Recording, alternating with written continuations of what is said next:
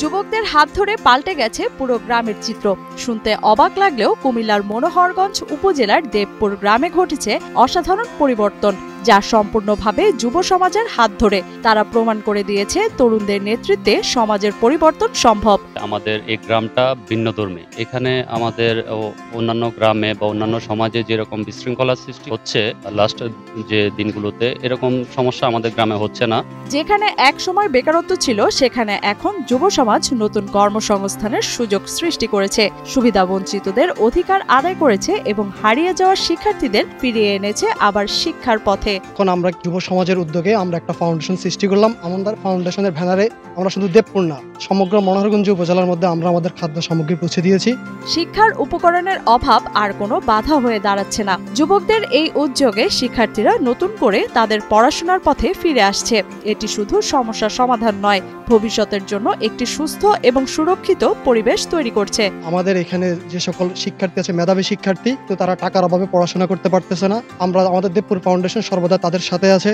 এলাকায় যখন বন্যা এলো, তখনও তারা একত্রিত হয়ে ক্ষতিগ্রস্তদের পাশে দাঁড়িয়েছে। ঘর নির্মাণ থেকে শুরু করে জরুরি সহায়তা প্রদান পর্যন্ত তারা সমাজের সব চাহিদার প্রতি মনোযোগী ছিল।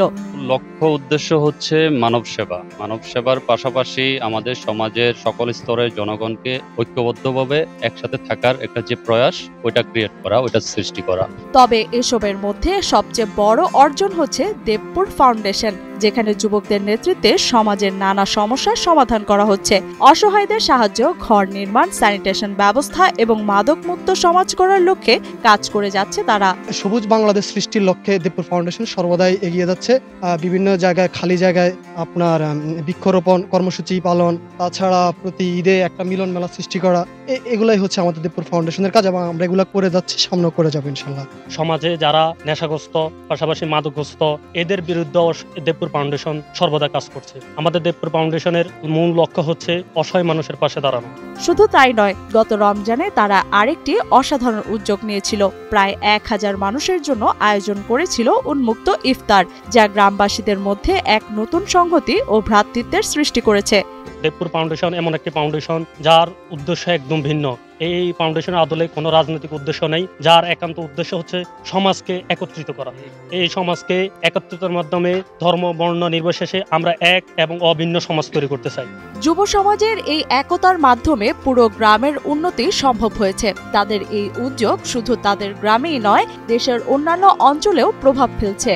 সবাই মিলে একটি একটি করে ভালো কাজ করলে যা দেশ ও সমাজের জন্য মঙ্গল বয়ে আনবে সব সময়। আমরা সর্বাত্মকভাবে চেষ্টা করব সবাই মিলে মিশে এটাকে শুধু আমাদের মধ্যে না রেখে পুরো বাংলাদেশে এটাকে ছড়াই দেবো ইনশাল্লাহ। আলহামদুলিল্লাহ ওনাদের উদ্যোগটা খুব ভালো। আর এটা আগ থেকে বন্যাত্ম অবস্থা আমি দেখছি এলাকায়, যুব সমাজের যে ওরা খুব কাজকর্ম ভালোই করে আসছে।